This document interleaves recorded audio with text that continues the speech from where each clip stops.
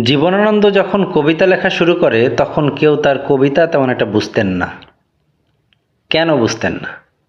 কারণ তখন সবাই রবীন্দ্রনাথ নজরুলের মতো সহজ সুরেলা কবিতা পড়তে অভ্যস্ত ছিল।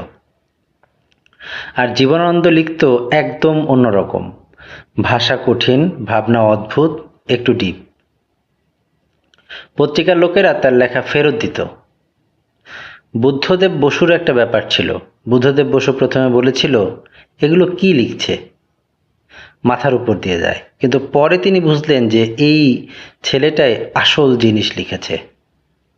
তারপর থেকে নিজের কবিতা পত্রিকায় জীবনানন্দকে জায়গা দিলেন। শেষে কি হলো? জীবিত থাকতে তেমন দাম পাননি, মরার পরে গিয়ে সবাই বুঝলো, আরে এটাই তো আধুনিক বাংলা কবিতার বস। মানে আগে সবাই ধুর বলেছে, এখন সবাই ওস্তাদ বলে।